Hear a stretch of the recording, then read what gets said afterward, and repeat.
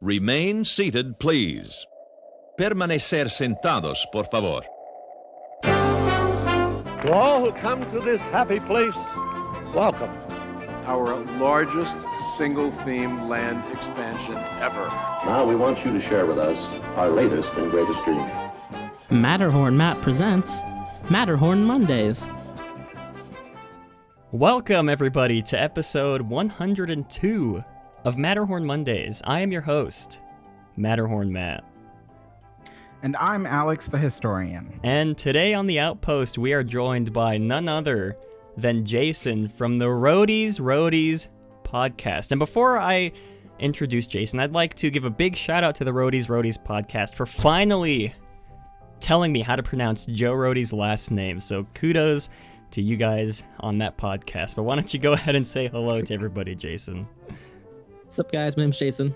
I do the intro for the show. Yeah, I was gonna say, if his voice sounds familiar, he does that intro part where it says Matterhorn Matt presents Matterhorn Mondays. That's him that does that a while back. I don't think you asked me to do it either. I think I just did it for you, if I remember correctly. I think I posted on Twitter that I needed it done or something, and then you were one of the only people to do it. So, shout out to Jason. Fun fact, I'll also be on their a guest on their podcast, the Roadies podcast, coming out hopefully pretty soon.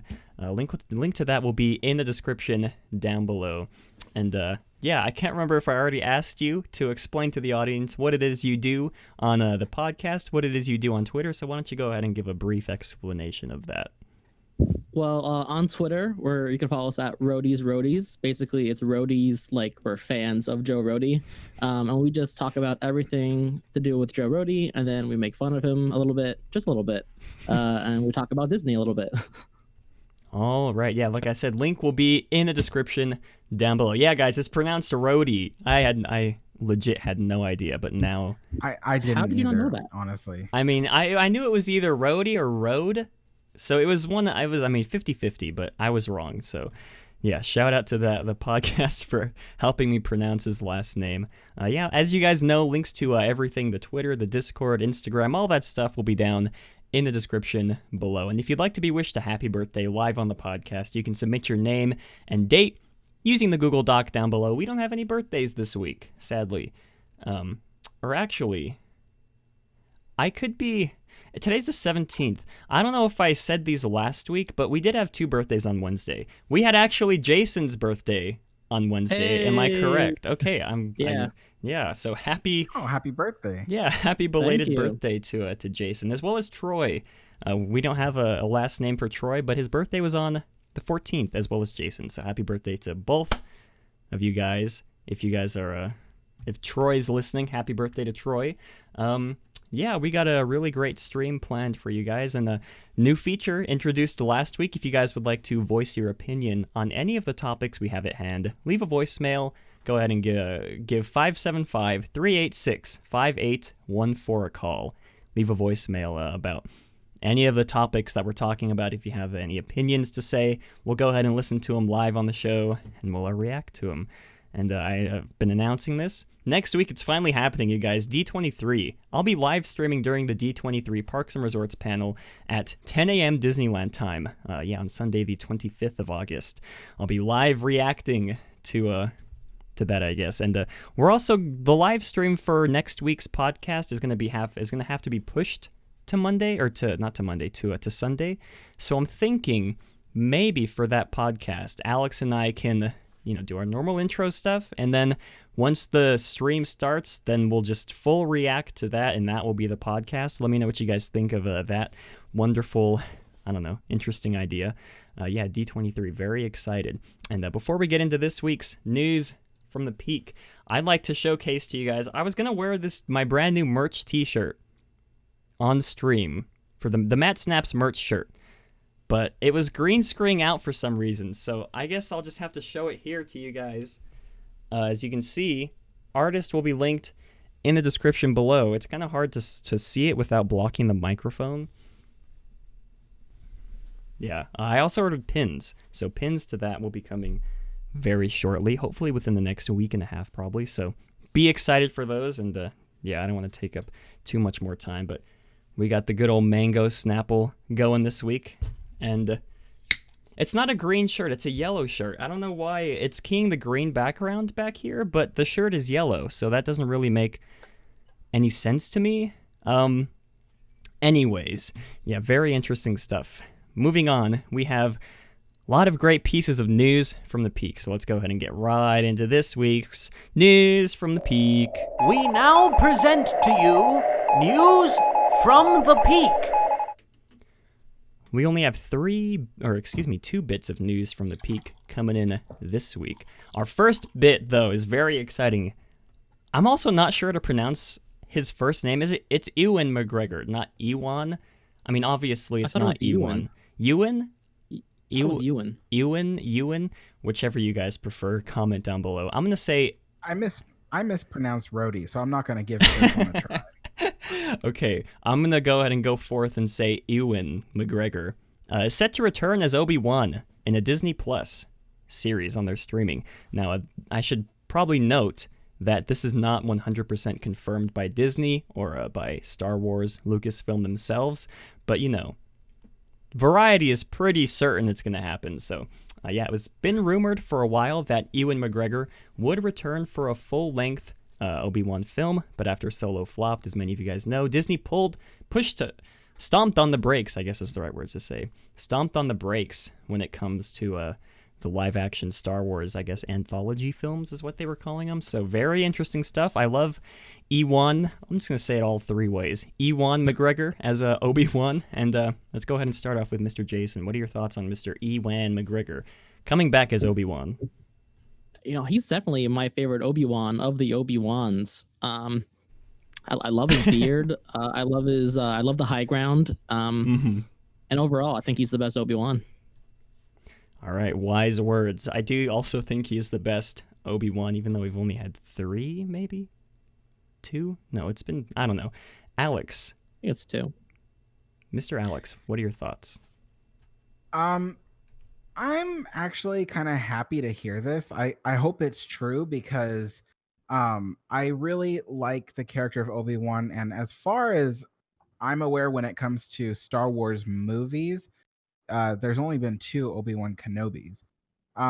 But nevertheless, I'm really excited to see this. I hope it's really true. I really liked him as Obi-Wan Kenobi. His poor dialogue, though, was due to George Lucas, not because of Ewan McGregor or Ewan McGregor, whatever, because of Gregor. McGregor.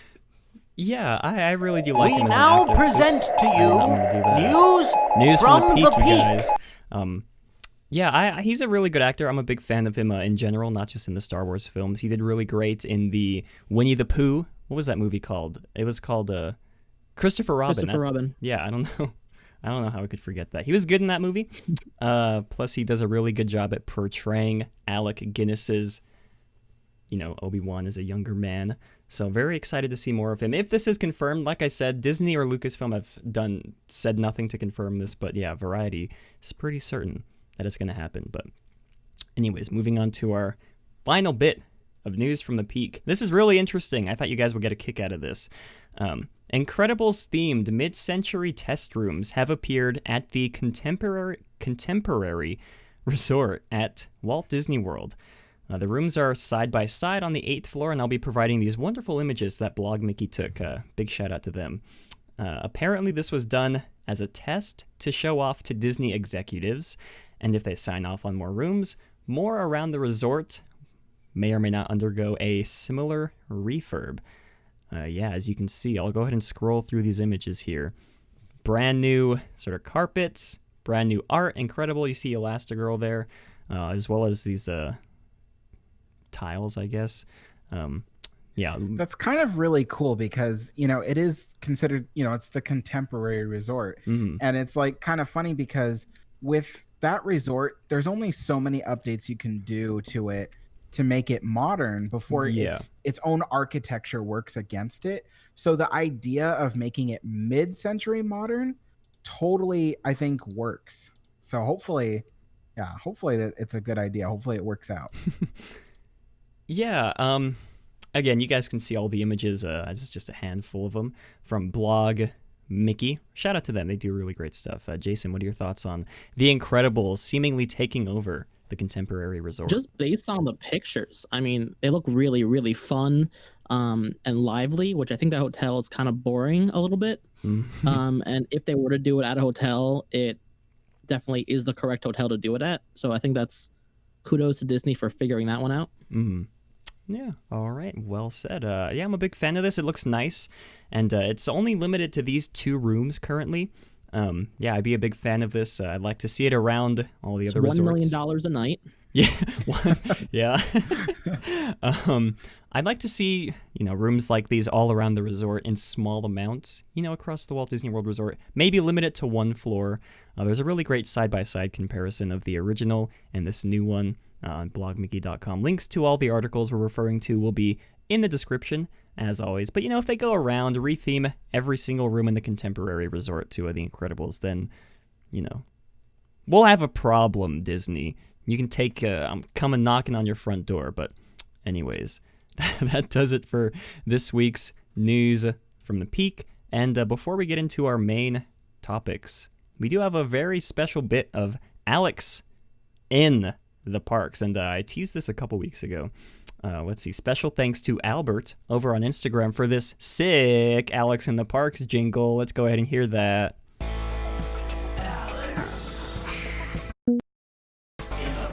Yeah.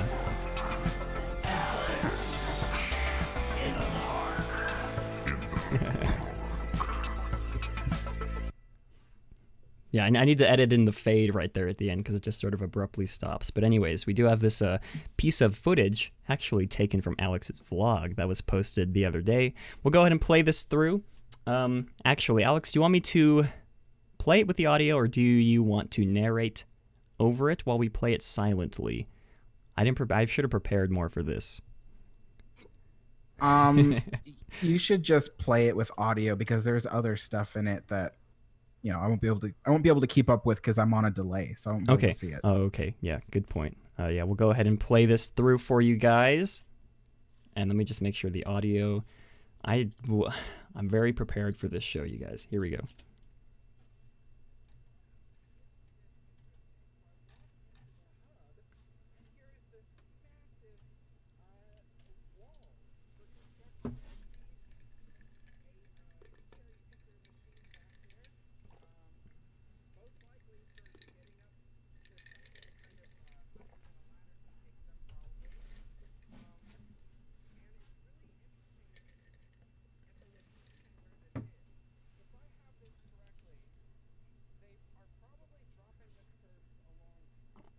Wall down to regular street level like they were doing over by Fantasyland. But what's interesting is how the rest of it seems to be blocked off. Let me go this way, because it is really odd that they would block off like all this way over here. The first thing that comes to mind is, are they getting rid of the French fry rocks? Oh no, it doesn't look like it. Otherwise they would have this surrounded. They are probably taking the opportunity to redo the concrete. The concrete has been suffering lately. Oh, it's the Queen. Anyway, so that was interesting. So no, it doesn't look like they're getting rid of the French fry rocks. They're probably just redoing the concrete and bringing the curbs down to ground level on Main Street. So we are here by the Matterhorn, and you can kind of see that the waterfall here in the center is turned off. This is where the large chunk of concrete fell off. I used to think it was just the plaster from the interior, but actually it was from the exterior, which means it's concrete. So they got a construction scrim up and some scaffolding to work on it. They are sending bobsleds through the ride. Whether there's anybody on it, it doesn't seem like it. The waterfalls on all the other sides of the mountain are still on, though. And like I said, they are sending bobsleds through. So it seems the ride can function during this construction period. And actually, what's really interesting is if this is where the concrete fell off, this actually used to be a spot where there were many holes right there, so that way guests inside the mountain could see out. But all that was sealed up in 1978 for the redo of the Matterhorn. So that's really interesting. The concrete probably fell off of one of the patched holes from 1978. Oh, and there goes Cinderella. Lots of characters out this morning. Over here on the other side of the Adventureland entrance, it seems once again they're working on the little waterway here. I don't know if you remember, but like a month or two ago, they unveiled this after widening this walkway here, and they had a nice little area where you could look out over the water, which didn't exist before. But now they're working on it again, so I wonder what exactly they're going to do with it.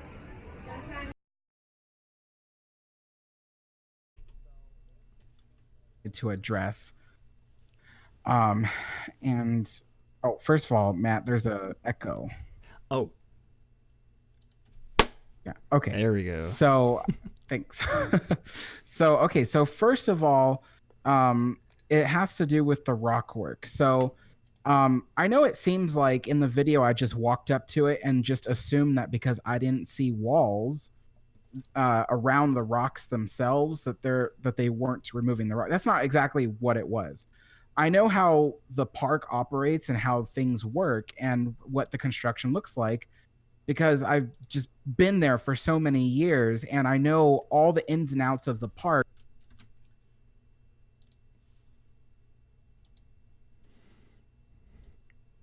Okay. Discord keeps crashing. Okay, here we go. Is because those rocks pictured in the video that were butted up against the blue construction walls, those ones hide a air pump house that operates the Astro Orbiter. The air pump house is constantly being accessed by the cast members that work there because also the computers that run the ride are also located in that room. So if they were to surround those rocks with walls or just demolish them, they would have to close the Astro Orbiter because they won't be able to access the room if it's under construction. It's considered a construction site. It's not safe for regular cast members to go in there. Therefore, they can't operate the ride. So the ride would have to be closed, and it's not even on the schedule yet for the ride to be closed down. So that right there, by deduction of reasoning, was kind of the reason why I figured out it's just the walkway that they're repaving. Now, Matt, if you switch over to the photograph that I sent you on Discord. Yes, I just saved that right now. Another YouTuber, who she goes by, she's in Los Angeles. I follow her channel a lot. She does construction footage and stuff like that. She rode the Astro Orbiter. And from there, she took images of the construction. And what you see in the image is basically just them ripping up the concrete, just like I said, all the way down to Main Street to drop those curbs so that way people don't trip on Main Street, because that's becoming a huge thing now, is people, for some reason, automatically this year started tripping on sidewalks. So they're doing that. And as you can see, they're being really delicate by going around the curbside trim of the planter and the French fry rocks. They wouldn't be so delicate with it if they were just going to bulldoze it. You know, that you'd probably be seeing some damage from the machines hacking away at it, stuff like that. What they have done, though, and this even I can confirm, they have removed the Tomorrowland marquee, which is in the center of that walkway. It is built into a tiny, tiny set of French fry rocks, and it just says Tomorrowland, and then there's the little Tomorrowland plaque on it. They have removed that, and I've heard from several different sources that they are going to replace that little marquee with a brand new Tomorrowland marquee sign. And so those it's built into a tiny version of the French fry rocks. So technically, yes, they did remove part of the French fry rocks, but not the main eyesore that we're looking at, that we're all expecting them to remove. Now, we'll get into this later, but I'm just going to briefly just finish off by saying that I'm not saying they're not going to eventually remove these rocks. I'm just saying that at this very moment, there's no plans to remove them at all at this very moment. But things could change within the next couple of weeks when D23 makes announcements. Yeah, like Alex said, we're going to touch, not briefly, I shouldn't say briefly, we're going to touch on this a very big amount for our third and final topic for the day. And before we move on to our main topics, let's go ahead and give a rundown of what we're going to be talking about today. For our first topic, is Disney starting to buckle when it comes to park pricing? Second topic, we will be talking about the state of the Disneyland Railroad, thanks to Mr. Alex, the historian, for bringing this topic to my attention. And finally, we'll be getting into some very juicy Tomorrowland rumors we've been hearing these past couple weeks. Very juicy, you guys. Rare, not well done. This is rare rumors, you guys. I don't know what I'm trying to do.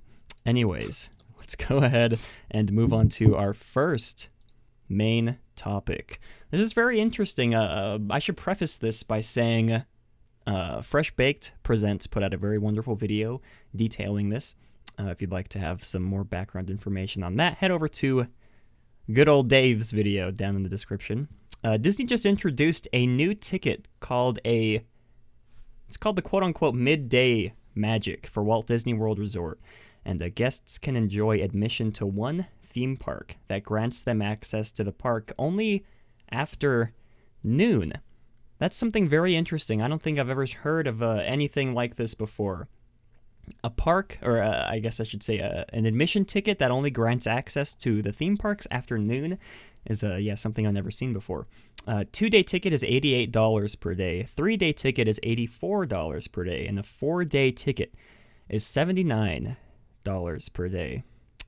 Now, this may or may not be in response to the low attendance, not just at the Magic Kingdom, but mostly at Disneyland that we've been seeing these past couple months, past couple weeks since Galaxy's Edge's opening.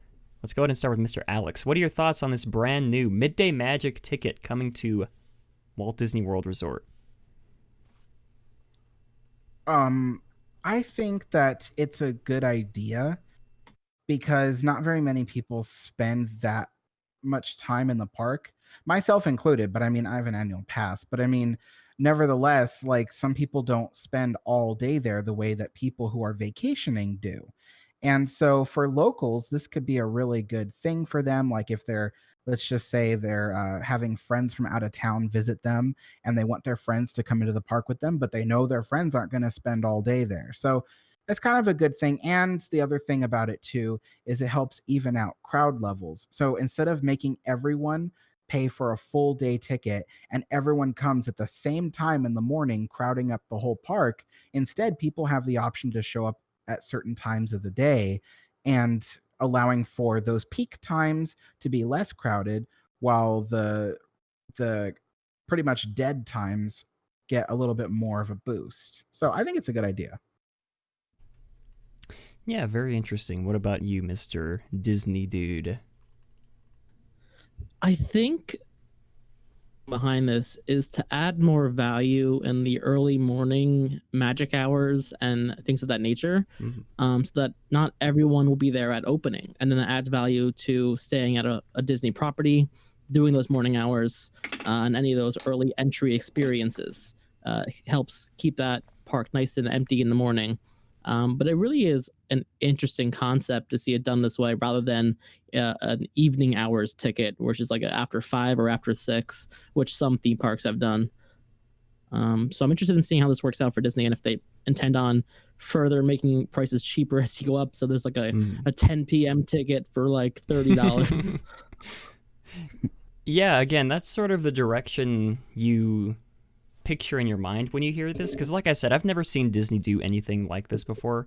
Again, I'm not that old, so they could have done it in the past, but this is a very interesting a step forward. Like I said, this could be the clickbait title is Disney buckling under the park's attendance being so low at Disneyland and people complaining about the prices being too high for the tickets, which is interesting because last week we touched on that shareholder meeting, the Q3 shareholder meeting, and Bob Iger himself said that he didn't think ticket prices were an issue. But then you come around and see this brand new ticket option that's, cheaper than the original normal ticket that you could buy for the park. So it is very interesting. We're going to stay on this development. This is just a very small topic. We're going to go ahead and move on to our second main topic of the day. Now, we would like to talk to you about the state of the Disneyland Railroad and its future. Now, some of you may have seen in recent news of how the Disneyland Railroad was evacuated last week after the Ward Kimball, I believe, the Ward Kimball locomotive railroad train, I don't know the right word, broke down. And since Alex is our resident train expert, why don't we go ahead and have him fill us in on his expertise on what he thinks the future of the Disneyland Railroad is, from its maintenance, which I believe we've touched on in the past. And we've gone to it in depth, Alex and a few other people on the Discord server, about how Disneyland is maintaining their trains. So let's go ahead and have Mr. Alex explain to us this topic. Let me just first note that I know it seems like every time we go into a topic, it's like, oh, Alex is the expert in this one. So it makes me seem like I'm not at all like credible for any of this stuff. But I swear, people can have more than one interest at a time. So, anywho, the Disneyland Railroad, it's always been well taken care of in the past. It was one of Walt Disney's favorite attractions. As a matter of fact, there probably wouldn't be a Disneyland if it wasn't for the railroad being constructed. So ever since Disneyland's first decade, they would send off one of the locomotives for a full repair every year. So that meant like every few years, one of the locomotives received a complete overhaul. Well, in the past, decade, they haven't really sent any locomotives out for refurbishment except the CK Holiday, which they spent $2 million on refurbishing. And there's a reason for that. The specialized steam locomotive shops that can actually do those full rebuilds, there's becoming a lot less of them for obvious reasons. And so the closest one that they can rely on is out in southern central California. So it's not easy to get there, and it just costs a lot of money. So $2 million was spent on the CK Holiday. That was back in 2016, and they just did a whole overhaul. And since then, Disney is kind of like, yeah, we don't want to keep spending $2 million at a time on all these locomotives. So they've opted to just run them all on just basic maintenance without literally taking them apart and rebuilding them. Things like the metal has to be carefully examined for hairline fractures. We're talking about a steam boiler that generates pressures up to 150 pounds per square inch. And so that's a lot of pressure. If there was a huge crack in the boiler, we would probably see a huge explosion of steam and superheated water. So it's for that reason that it's imperative to keep these locomotives in good condition. It's only amazing that with how poor of a condition the Ward Kimball was already in, that it was only the axle that had a crack in it. So, and there's been word recently, amongst the Disney Railroad fans, we all kind of stay in the loop, about things like fire exhaust tubes inside the boiler breaking apart and cracking, causing steam leakage that explodes into the firebox, that kind of thing. And then it just gets really dangerous with these kinds of machines. And really expensive. So the company since 2008 hasn't really sent any locomotives for refurbishment. Even Walt Disney's arguably favorite locomotive, the EP Ripley, has been missing since the railroad reopened after Galaxy's Edge reroute. And so everyone assumed that it went for refurbishment, but recent word is they just abandoned it in the back of the roundhouse. So so, and the thing is it's like, this isn't necessarily new information. Even in the 1990s, when money was really running short, the railroad was kind of suffering from that, and it only started picking up after the year 2000.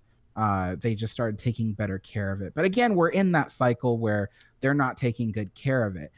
And this brings us to the point of this conversation, which is that with how expensive it is to run these things, and with the evidence of how poorly they're being taken care of, I mean, granted, paint jobs and stuff only cover up the underlying issues. So they're still sparkly and shiny for the most part, but they're not running well. And to the point where in the middle of the day, there's always at least one locomotive that has to be taken off the line because it's malfunctioning in some way. The Ward Kimball, with its axle cracking in this way, is just one of the bigger issues that they've had. And it's just drawn more attention to the railroad. So the biggest fear right now is that, will Disney see these, super high pressure locomotives that break down constantly as a liability that they need to get rid of? Or will they see it as, gee, we need to step up our maintenance game here and start taking care of these things? That's where things get kind of, mixed up, and there's a lot of opinions thrown around. Many people believe, well, it's Walt's Railroad, they're going to want to take care of it. Some people like me, who are kind of pessimists, we kind of think like, well, we've seen the way the company reacts to these things, and they're going to see it as a liability issue, and a huge expense. At the moment, all 5 locomotives need some kind of major overhaul, even the CK Holiday, which just came back. But the most dire ones, which really need an overhaul right now, would be the Ward Kimball, the Fred Gurley, which looks almost like it but is mostly green colored, and then there's the EP Ripley, Walt's favorite locomotive. Those 3 are in dire need of a complete overhaul, with Ernest S. Marsh and CK Holiday being the last 2 in the line. So anyway, I will touch back on this subject later on in the podcast due to a different subject we will be talking about. So back to you, Matt. Yeah, I guess I should just start by saying I know nothing about trains, so all of what is going to come out of my mouth is based on seeing the Disneyland Railroad as, like what it is, an attraction. Walt obviously loved trains. He put a train in Disneyland. So that's just going to be my background on this. I don't know any of the technical aspects on how I don't know what an axle is. It's the same thing as an axle on your truck. I don't know what that means, Alex. Are you kidding me? I don't know what that means, Alex. An axle. You've underestimated my knowledge when it comes to automotive stuff. I'm assuming it's the things where the tires are connected, and then I don't know. I'm just not going to talk about it, because I'm going to embarrass myself. It's the large, heavy-duty metal rod that connects one wheel to the other and supports the weight of the body of the vehicle. So the Disneyland Railroad's axles are really large and powerful, but they support a lot of weight. So the Ward Kimball engine itself weighs about 12,000 pounds at least. I'm approximating here. It's around that amount, but about 12,000 pounds. And that's a lot of weight. Your truck probably weighs about 2,000 pounds. So that's more than I weigh. Holy cow. Yeah. I mean, I should hope it would be. But these trains, they're not like cars. And I'm not just speaking to you, Matt. I'm speaking to everybody. But they're not like cars where you can just be like, all right, well, let's, stick one of those lifts and underneath it and check underneath the hood. It's not like that. The jack. Yeah, there you go. See, I don't know. You can't just stick a jack under it, lift it up, and see what's wrong. These things are so large and so heavy. It takes specialized cranes and equipment to lift them up. And even then, they're kind of fragile because unlike a car, like a car you can probably lift up the front end of a car like you would if you're towing it, and the back wheels will hold it. If you try to like lift up the front of a locomotive, it's so heavy that the middle of it will start to bend and you could break it. So it's like it needs to be evenly supported. So it's just the technicalities of refurbishing these things requires it to be sent away to a special shop that has all this equipment to do that. The Disneyland Railroad Roundhouse has a lot of equipment and capabilities to repair these engines, but there's just certain things that they have a limit that they can't do. So yeah, I don't know. It makes me sad to even have to get to this conversation because we shouldn't have to, but it's just kind of like, this is where we are. And, there's talks of a recession coming. And so it's kind of like, will this affect the railroad? Will this be the final nail in the coffin? I don't know, because they just spent millions of dollars rerouting the train. So, are they going to want to say goodbye to those millions of dollars? It's maybe. I mean, they've done stuff like that before. So, yeah. Again, I'm not a technical kind of guy, so, but I could see, I see where you're coming from. I could see how Disney could view this as a liability. I'm trying to think in the past of other examples of where Disney shut something down because it was malfunctioning like that. Maybe like rocket rods. Yeah, I was just about to say maybe the rocket rods. And I mean, they went down for refurbishment, and they're still being refurbished now. So hopefully they'll come back soon. Hopefully they've worked out all the kinks. Everybody's face is just it's like I said, like you'd think that they just poured a ton of money into the refurbishment and rerouting of the railroad. You'd think that they wouldn't just want to give up on it. But once again, you look at things like rocket rods, where it was only like 2 years old and they got rid of it because it was just a headache and expensive and just not easy to deal with. And it's a company. I mean, in the end, Walt Disney died a long time ago. His influence and his say-so is a lot weaker now than it was then. So the company just looks at these things as, I mean, literally a ride like this, the Disneyland Railroad, is considered an asset. An asset generates a certain amount of revenue. If the asset costs more than the revenue it generates, they might consider like closing it. The irony is that the Disneyland Railroad is the most popular ride in Disneyland by the numbers. It hauls the most guests per hour, and it garners technically the longest waits if you consider how long the line is for each station on a busy day, and then add all them together. So it's weird. It is the highest capacity ride in Disneyland, and yet it is in danger of closing. I mean, not right now. There's no official word. I don't want to freak anybody out, but I mean, just how expensive it is and hard to maintain, and the fact that there's like 1 or 2 places in California that can actually work on it to refurbish it. It's like it's just becoming too difficult to do. Knott's Berry Farm could do it. They have a shop that can fully restore the engines. I don't think Disney would want to send their engines to Knott's Berry Farm though. It's interesting. Yeah. Do trains cost less than refurbishing the old ones? I'm sorry, what? Train cost less or more than just refurbishing them? If you were to build a new one from scratch, it would almost cost more. Or I mean, it would cost more, but only by a little bit than actually refurbishing the old ones. Yeah, better option? Isn't this making a decision?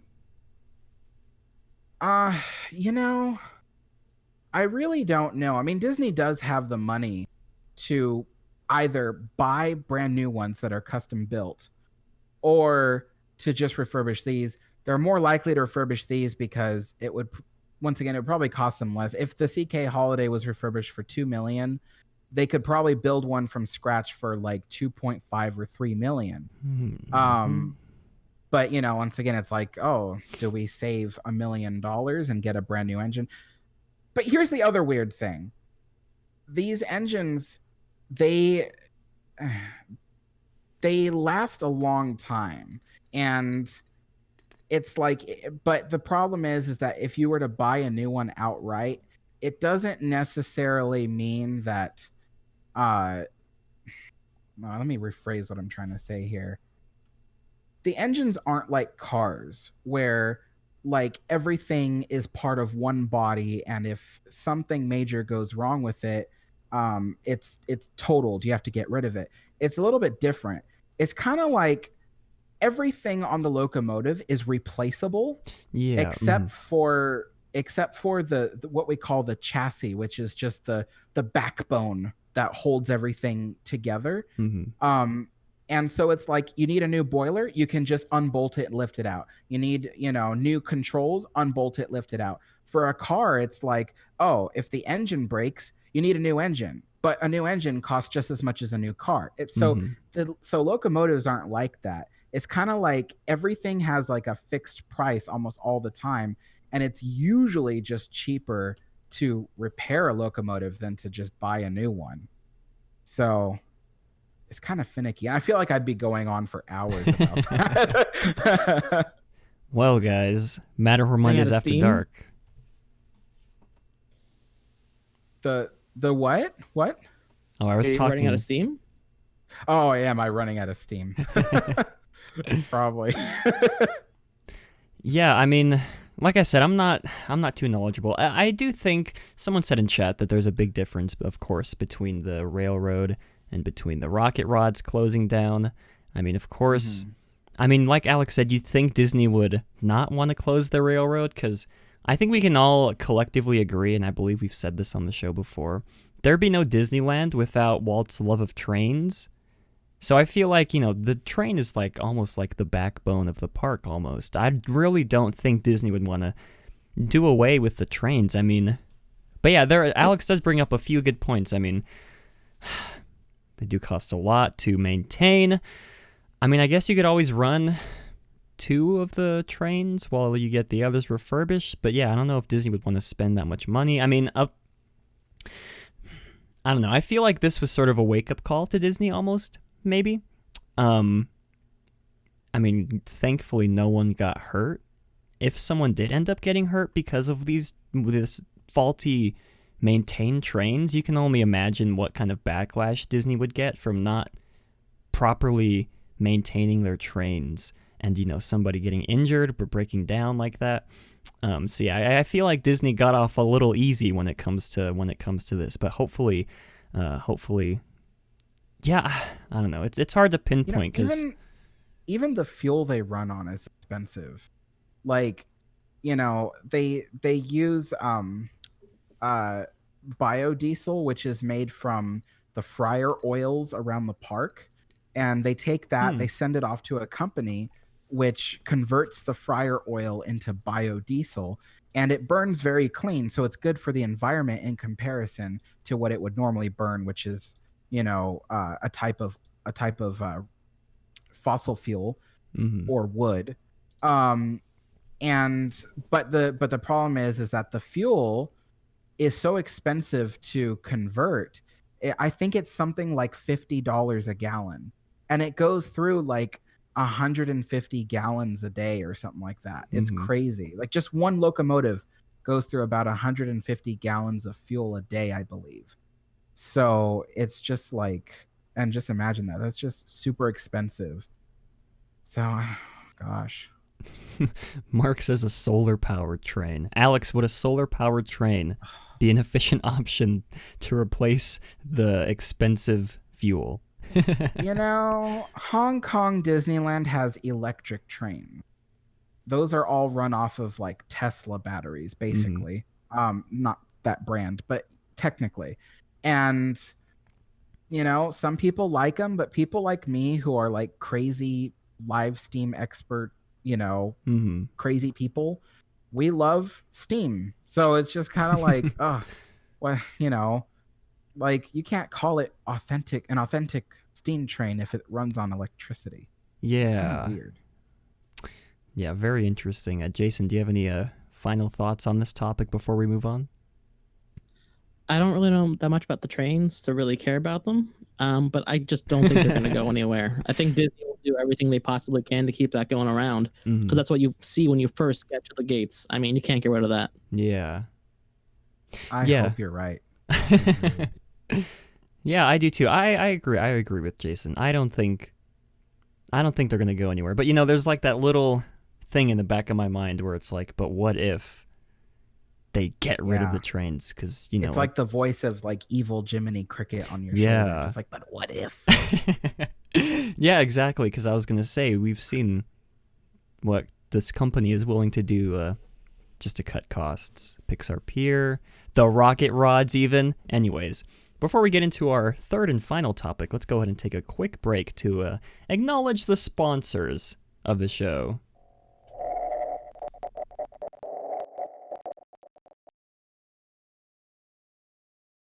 If you guys are wondering where you can find even more family-friendly live streams just like this one, head on over to theliveplace.com. The Live Place is your headquarters for great family-friendly live streams.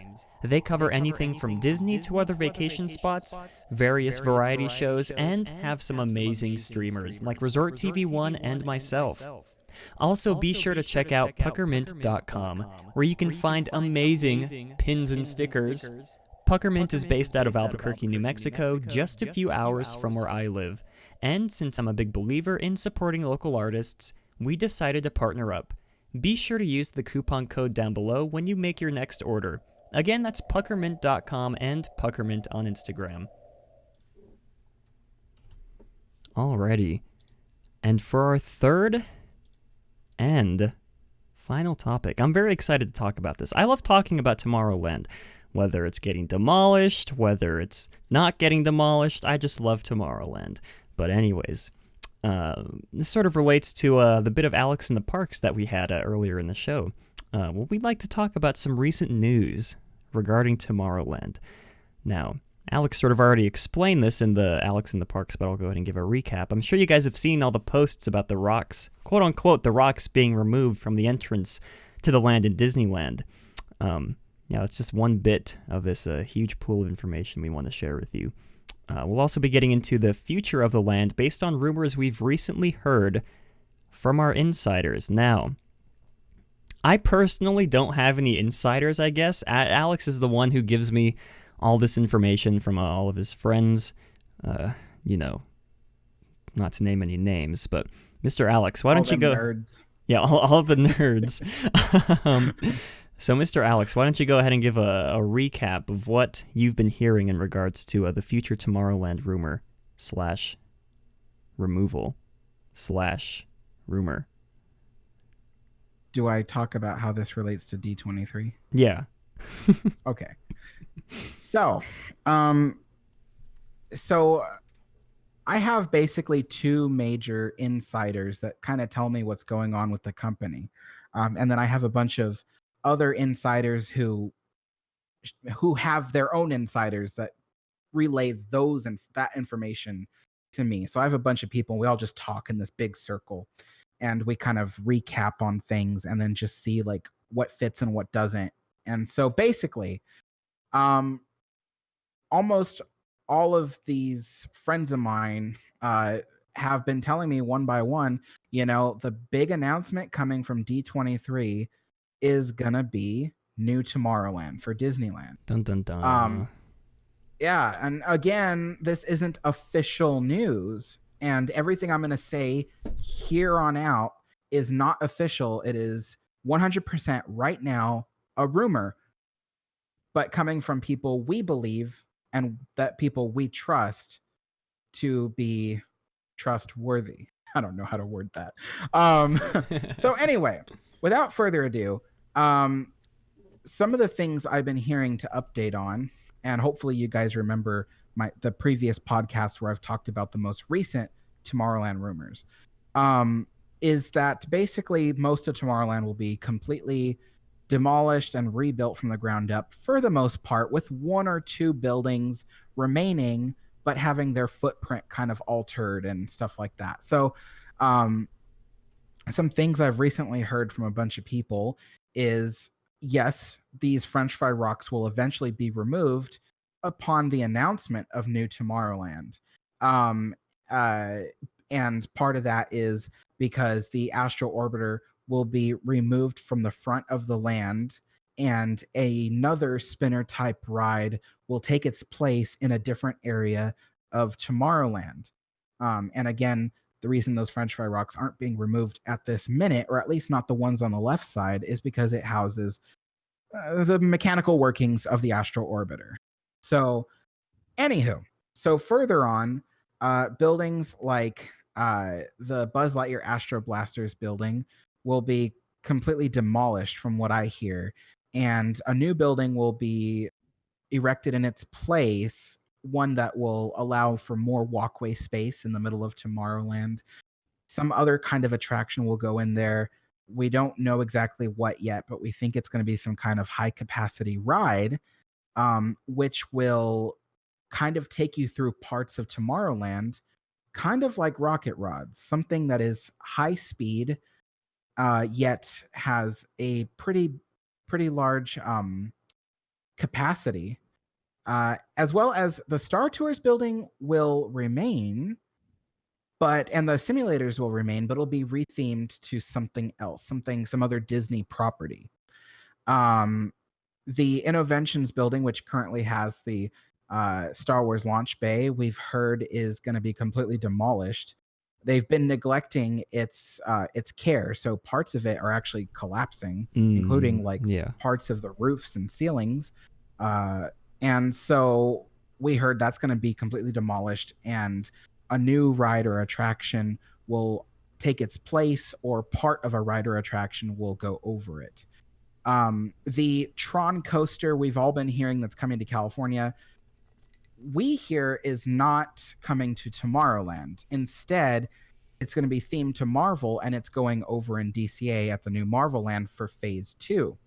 So, yes, we're getting the same coaster, but themed to Marvel and in DCA. Space Mountain is going to be the star thrill attraction of Tomorrowland, as it is right now, I guess. But it's going to be completely redone. Wait. You don't consider Finding Nemo's submarine voyage to be a thrill attraction? I find the smells that accumulate in those subs to be thrilling and scary. All right. So Space Mountain will be redone. They're going to keep the dome, but everything else around it and inside of it will be demolished to make way for a larger roller coaster type attraction, kind of with long roller coaster trains like the Space Mountain in Disneyland Paris will have. As for what the inside of the show will look like, I don't know. But it will also have a very large indoor queue space, so that way people don't have to stand out in the sunlight, and it'll be ADA compliant as well. That's kind of the current trend, is to make all the rides queues ADA compliant in the park. We'll see more of that along the coming years. But things like the Star Trader probably come back with a new name, but nevertheless, a retail space in that same spot. Now, when it comes to things like the Submarine Voyage and Autopia, that's interesting. So one of my sources says that those two attractions currently are in really bad disrepair. So a few of the submarines are currently just left at the dock because they just don't want to repair them, because the ride is going to eventually close very soon. Yeah. Autopia, I heard the same thing. There's problems with the roadway. The tree roots are buckling the ground. The tracks are warping. things like that just because of ground settling. Normally, they would ask Honda to repair this stuff, but Honda apparently says that, well, they haven't been asked to send any money over. So that leads us to believe, well, if Disney's ignoring these issues, it could be because they're going to close the ride. And that's been the long-standing rumor. So this part only makes us believe it more.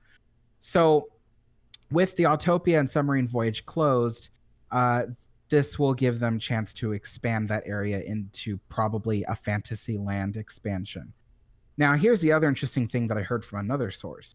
So have you guys heard that the monorail has been scheduled so far to close every day between 11 and 6 p.m.? Yeah. 11 a.m. to 6 p.m. So Disney says it's because of the weather. And me and Matt were saying it's probably because they're trying to save money. But even I thought, saving a few bucks on a few cast members shift pay every day, it's a lot of money, but not in comparison to how much money, things normally cost. So I kind of thought that was weird. But another source of mine says, actually, the reason why it's closed is because some folks in maintenance and Imagineering want a time window open every day so they have the freedom to walk up, inspect the track, probably inspect it to see what pylons and what beams can be reused for a reroute to save on the cost. Because as we know, it costs like $1 million to build like a 50-foot span of it. It's incredibly expensive. So they're going to want to see if they can save any of those for a possible reroute and stuff like that.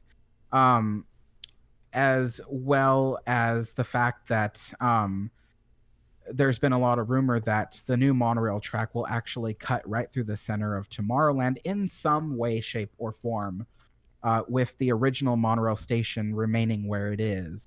But just with a slightly shorter loop, so people aren't winding around Tomorrowland like crazy right now. And so anyway, supposedly the reason why it's been closing all this time is to give maintenance and Imagineering a time window to just walk up during that time whenever they want, see things in broad daylight, because otherwise they'd have to use little flashlights in the middle of the night and stuff like that. It just doesn't work. So this just allows them to see things in broad daylight and get a better understanding, survey the ground, see what needs to be removed. All these three rides, the monorail, the submarines, Autopia, they're all intertwined together, including the people mover tracks as well. So trying to survey the area to figure out where the bulldozers will be parked, where things will begin demolition, all that has to be carefully planned out, or else a bulldozer could go right through the ceiling of the Submarine Voyage, or there might be an accident where they ram, like a people mover track, causing it to collapse. So they have to plan their little strategy, and that takes a lot of planning with this huge, massive space that they have to plan out. So that's what I heard on that end. And lastly, to circle back around to the Disneyland Railroad conversation. So as you know, when Galaxy's Edge was being built, Disney used the project as a opportunity to allocate some funds towards refurbishing the rest of the park, right? They used some of those funds to do the Project Stardust and just revamp a lot of the park. Well, supposedly this huge Tomorrowland redo is going to give them, a comparable amount of extra funds for the rest of the park. One of those things, supposedly, is going to be allocated a certain amount, a couple $1 million, going to be allocated towards the Disneyland Railroad to refurbish any engines that are in dire need of refurbishment, such as the broken down Ward Kimball and the EP Ripley. And the reason why this goes into it is for two reasons. One, they might have to rebuild Tomorrowland Depot in order to redo Tomorrowland and fit everything in place. The other reason is because Disneyland's 65th anniversary is on its way, soon to be its 70th and 75th anniversaries. And with a new Tomorrowland, it will bring a lot more people to the parks. And the railroad is going to need to be able to accommodate that many people. At the moment, the railroad, with only 3 operating engines and some really, low capacity train cars, I say relatively low capacity, they're actually high capacity, but nevertheless, they're going to want to put money into the railroad so that way it can accommodate more passengers in the future. How are they going to do that? Well, some of you may know that some of the train cars face inwards towards the park, which allow you to see the dioramas nicely. But there's one train set that doesn't. It faces forward. Mm-hmm. So if you go through the dioramas, you have to look off to the side like this. And it just so happens that one, which I find annoyingly facing the wrong way, that one happens to hold the most people, like almost by double the amount. It's a really high capacity train, and it just so happens to be the same design that they sent to Walt Disney World's railroad in 71. And so all those trains there have a really high capacity thanks to that forward facing design. So the current rumor is part of the funds that will be allocated for the rest of the park in order for the park to accommodate more guests upon the grand opening of New Tomorrowland would be to upgrade the railroad, repair it, and replace at least one of its sideways facing train sets with a replica forward facing set which holds almost double the amount of people. So it's weird. This kind of stuff goes in a big loop. You end up talking about one subject and you end up talking about all of them. So that is the current rumor update. I'm going to pass it to you, Matt, because I need to drink some water. Okay. Yeah. Yeah, very interesting stuff coming to us from Mr. Alex, the historian. Thank you for presenting that information. Yeah, I do think it's interesting that Disney has not approached Honda to allocate more funds to repair the what are they even called? To repair Autopia. I forgot its name for a second there. Yeah, I remember a few weeks ago when people were all sad about there not being electric cars when that whole rumor was going around with the electric cars coming to to the Tomorrowland Speedway, and then people started talking about Disneyland, how they'd wish electric cars would come to there, and it's like, why would you be sad about electric cars not coming to Autopia? It's going to close in a few years anyways. You guys understand that, right? It's very interesting stuff. Yeah, I don't know. I've said this in the past. I'm not a big fan of Autopia. I'm too tall. My legs don't fit right inside the seats. I can't push the pedals comfortably. But yeah, I feel like we've touched on at least most of this stuff in previous episodes when we've detailed these rumors that we're talking about. But it is very interesting to hear, though, that Alex's sources are telling him that the big announcement from D23 is going to be the Tomorrowland refurb. Now, I don't know... I was going to say, that's the interesting thing is like, yeah, when every source says something different, then you kind of know things are up in the air, but when every source, they're all saying the same thing, I've generally found that usually means it's happening. And in the past, it's been true. So when all my sources say the same thing, I'm kind of like, ooh, this might actually happen,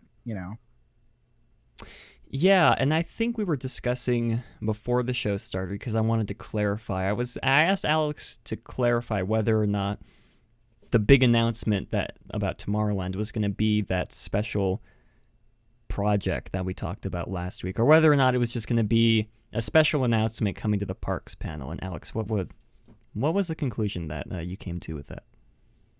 The conclusion I came to was I do thoroughly believe that the main announcement coming from D23 is going to be about New Tomorrowland, not just for California, but for Florida as well. I think they're going to work on 2 Tomorrowlands at the same time. And I know a lot of people are going to be saying in the chat, well, it says Walt Disney Company announcement, not Disney Parks announcement. I know, people, but the Disney Parks are part of the Walt Disney Company, and doing 2 Tomorrowlands at once is kind of a big deal. So I don't know. I don't know. All I know is that's kind of what my evidence is pointing to. Yeah, see, someone just said it.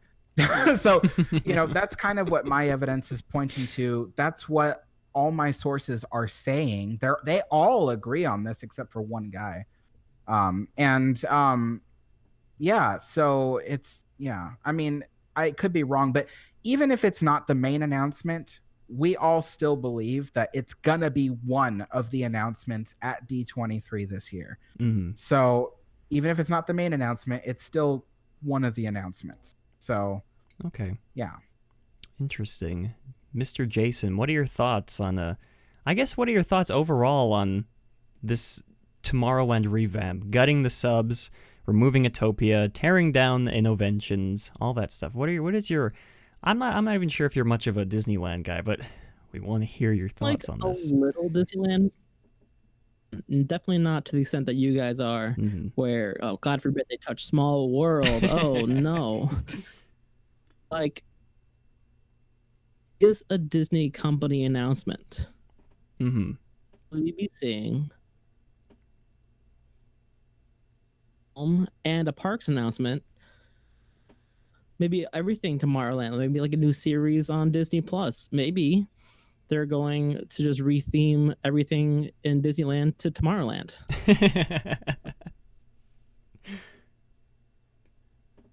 Yeah.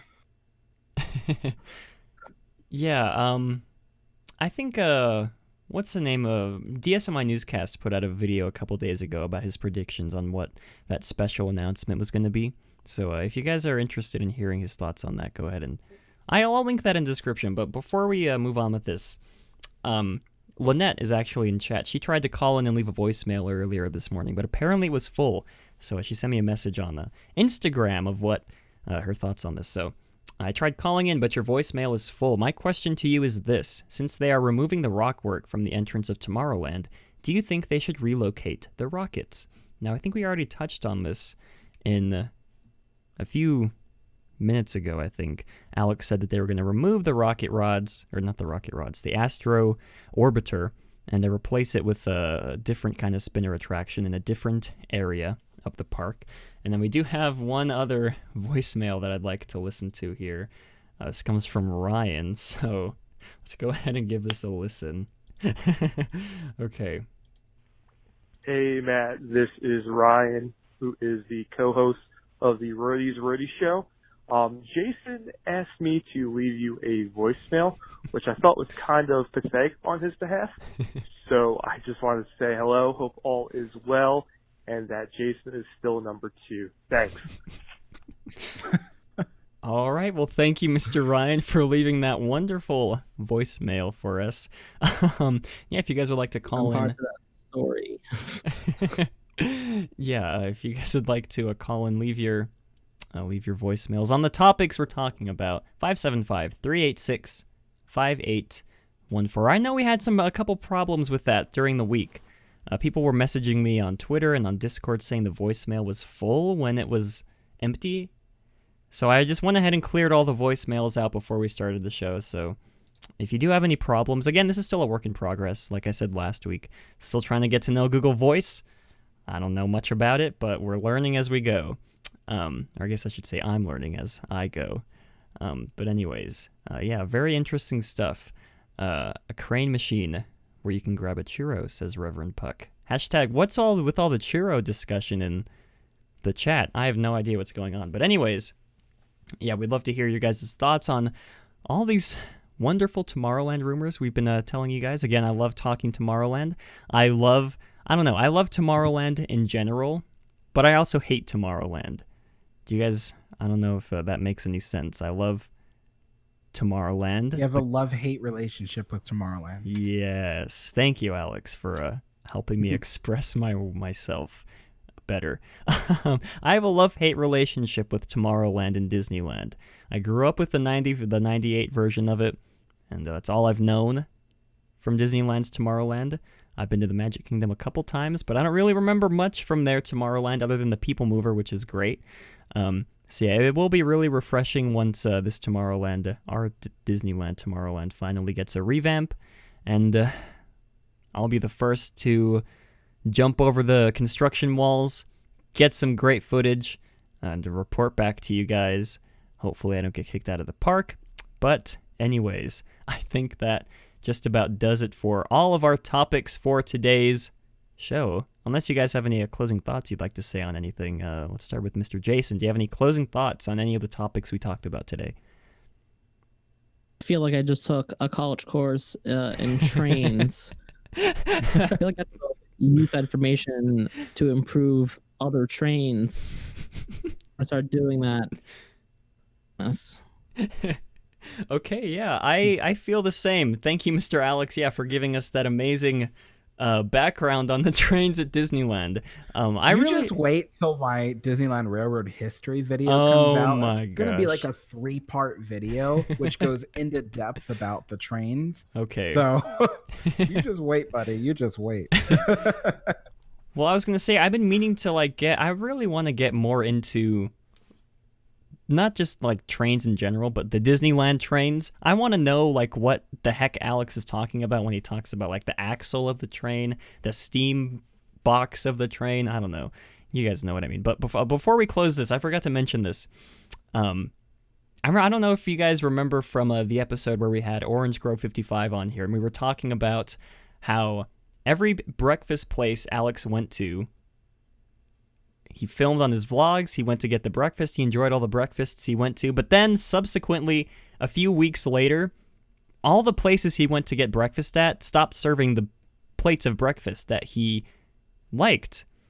And then just last week, we were talking about how Alex put out his second half of his Matterhorn history video, and just a few days later, we read that a chunk of the Matterhorn falls off the mountain, and now recently, Alex posted a 4K ride-through of the Disneyland Railroad, and literally the next day, the railroad breaks down.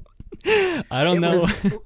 It was literally, the Ward Kimball was featured in my video. Mm-hmm. So, and it was posted the same day that it broke down. So I posted it, and it just so happened to be that day that locomotive broke down.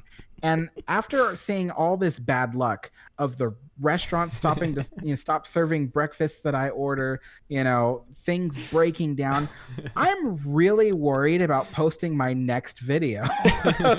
I'm going to have my next history video probably posted tomorrow or Monday. And I'm like, there's a part of me that's worried, am I going to kill somebody? It's oh God. Yeah, I don't know if it's just a weird coincidence or if Alex is some sort of insider for Universal or what. I guess we'll just have to wait and see. If I don't know what the topic of his next history video is, so we'll have to wait and see what that is, and then we'll keep an eye on the OC register for the next couple days just to make sure everything goes by smoothly. Anyways, I felt like it's important to point that out to understand the whole context of everything today. I don't know what I'm trying to say, but anyways. Thank you everybody for coming out to today's episode of Matterhorn Mondays. Big thank you to Mr. Jason for coming out and being a guest on the show. We had a lot of fun. And links to the podcast, the Roadies, which I can pronounce right. Roadies will be down in the description below. And like I said, I'll be on the next episode whenever that comes out. We'll see. Monday, right? So Okay, that's fair. All right. So, you guys stay tuned for that. Really great podcast. I'm serious. I remember, I don't know if it was Jason or the other co-host that came to me and asked for a bunch of tips on how to do the podcast. And I was probably Ryan, the one who called in. Yeah. I remember he messaged me on Twitter and he was like, "Hey, how do you do your podcast?" And I gave him the rundown. And but really great stuff. Really great stuff that I don't know, really, like I said, link in the description. I laugh a lot when I listen to them. They have a lot of funny skits and stuff, plus I'm a big podcast. We're not like you. We talk about the news and discussions. We're more find funny issues and how can we make it original and fun. Yeah, because I remember last week one of the topics was how can we tie in Stranger Things to the Epcot refurb. I'm pretty sure that was one of the topics. And yeah. I'm sorry. It's okay. Yeah, that was a fun one. Yeah, like I said, link will be in the description. I'm excited to see what they have planned for when I come on the show. But anyways, of course, link to Alex's channel will be in the description, as it is always. And I'll put Jason's Twitter down there as well, because that's where, he's most active on. And yeah, big thank you to everybody for coming out to today's show. And as always, it's really hot in my room, so I really want to turn my fan on. Have a great, big, beautiful tomorrow.